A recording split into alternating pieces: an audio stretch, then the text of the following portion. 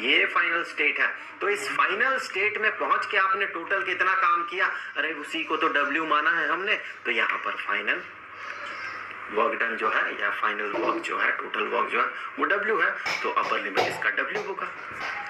तो आगे बढ़ते हैं, तो W इज इक्वल टू, इसे हमें करना है इंटीग्रेट। तो यहाँ पर देखें जो इंडिपेंडेंट टर्म्स है, जो x पे डिपेंडेंट नहीं है, उन्हें हम इंटीग्रल के बाहर ले जाएंगे। तो कौन कौन x पे डिपेंड नहीं करेगा जी, ये तो यूनिवर्सल ग्रेविटेशनल कांस्टेंट है, ये x पे कैसे डिपेंड करेगा, डिस्टेंस पे डिपेंड करता है क्या, कि हम यहाँ पर रहेंगे, अर्थ के पास रहेंगे तो फिर यूनिवर्सल ग्रेविटेशनल कांस्टेंट जो है उसका वैल्यू कुछ होगा, दूर चले जाएंगे तो ग्रेविटेशनल कांस्टेंट का ही वैल्यू चेंज हो जाएगा, ऐसा तो नहीं होता। ये तो यूनिवर्सल ग्रेविटेशनल कांस्टेंट है, यूनिवर्सल कांस्टेंट है ये, तो आप कहीं भी रहे इसका वैल्यू उतना ही होगा। So this is a constant term. अब आ गया ये m क्या है, ऑब्जेक्ट का मास। ये भी देखें क्या अलग अलग जगह पे इसका मास बदल जाएगा, मास तो नहीं बदले, वेट बदलेगा, मास नहीं बदलेगा, मास तो उतना ही रहेगा। तो ये भी हो गया x पे इंडिपेंडेंट। और ये m जो कि अर्थ का मास है, आप खुद सोचे क्या हम अगर यहाँ पर रहेंगे तो अर्थ का मास कुछ होगा, हम दूर चले जाएंगे तो अर्थ का मास बदल जाएगा क्या, नहीं बदलेगा। तो ये भी x पे इंडिपेंडेंट है। तो ये तीनों टर्म्स जो है इसे हम इंटीग्रल के बाहर ले जा सकते हैं, क्योंकि ये तीनों है इंडिपेंडेंट टर्म्स। इंटीग्रेट हमें करना है किसे, 1/x² को, और लिमिट क्या क्या है यहाँ r से लेके इंफिनिटी तक। तो चलिए इंटीग्रेट करते हैं। सो इससे आगे बढ़ के हम ये कह सकते हैं ये है GMM, और इंटीग्रेशन किसका, x⁻² का। सो dx के रेस्पेक्ट में या x के रेस्पेक्ट में, सो r से लेके इंफिनिटी। इसी तरह से GMM, और इसे जब हम इंटीग्रेट करते हैं इस पूरे को, तो हमें क्या मिलता है, हमें मिलता है ये बनेगा x⁻² + 1 डिवाइडेड बाय -2 + 1। और इसका जो लिमिट है, ये लिमिट में फिर से लिख दूं, ये है r से लेके इंफिनिटी तक। तो आगे बढ़ते हैं इससे, तो हमें क्या मिलेगा, देखें यहाँ से आगे बढ़ते हुए मैं फिर से लिख दूं W is equal to GMM, और यहाँ पर ये जो टर्म है ये क्या बन जाएगा, देखें x⁻⁻⁻1 और डिनोमिनेटर में -1। तो ये कुछ ऐसा बनेगा x⁻⁻1 डिनोमिनेटर में -1। तो हम क्या करेंगे, इस -1 को यहाँ पर साइन हम डाल सकते हैं, नेगेटिव साइन, सो उसे हमने हटा दिया, यहाँ पर नेगेटिव साइन हम डाल देंगे। और x⁻, ये जो -1 है, x⁻⁻1, इसे 1/x लिख सकते हैं हम।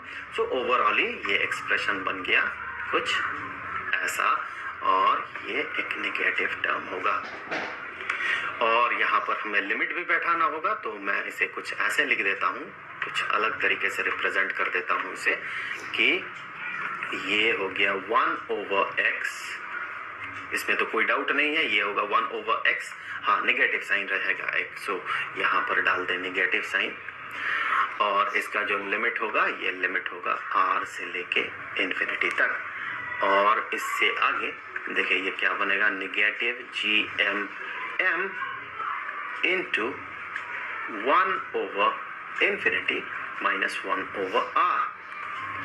सो इससे आगे नेगेटिव GMM इंटू 1/∞, ये तो 0 होगा, सो 0 - 1/r। सो 0 - 1/r, इसे मैं यहीं पर 1/r, नेगेटिव 1/r लिख देता हूँ।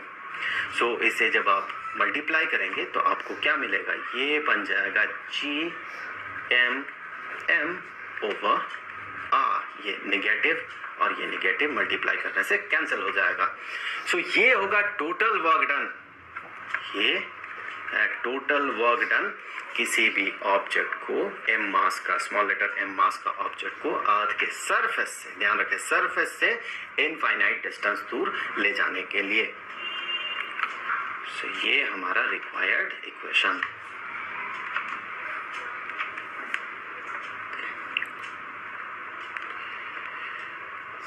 इसी तरह से मान ले कि अगर ऐसा कहा जाता है कि बॉडी को सरफेस से नहीं बल्कि आपको ले जाना है किसी एक सर्टेन पॉइंट से, मान ले कि यहाँ वो पॉइंट है, यहाँ पर, और वो पॉइंट कैसा है, वो सेंटर से मान ले कि r डैश डिस्टेंस दूर है, सेंटर से r डैश डिस्टेंस दूर एक पॉइंट है, तो ये है r डैश।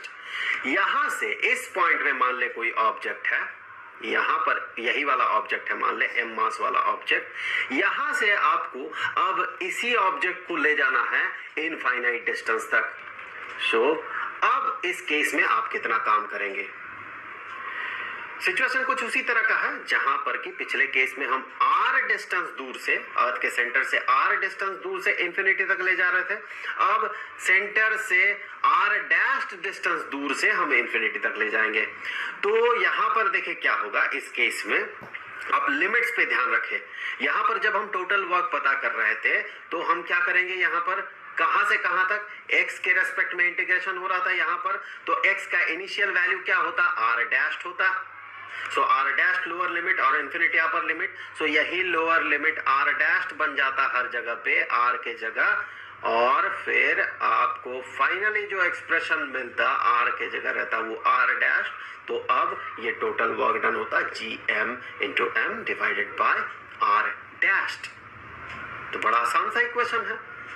अर्थ के सरफेस से दूर या बाहर अगर कोई भी पॉइंट रहे, यहां पर मान ले, यहां कितना दूर, p डिस्टेंस दूर है, मान ले ये है पॉइंट, यहां पर रखा गया एक ऑब्जेक्ट को, कितना दूर अर्थ के सेंटर से, जैसे कि हमने बात किया p डिस्टेंस दूर है, तो यहां से इंफिनिटी ले जाने में आपको कितना काम करना होगा। सो यहां से इनफाइनाइट डिस्टेंस तक जाने के लिए हमें जो काम करना होगा, वर्क डन, इस केस में W3 मान ले, ये वर्क डन होगा g into m into capital M divided by p।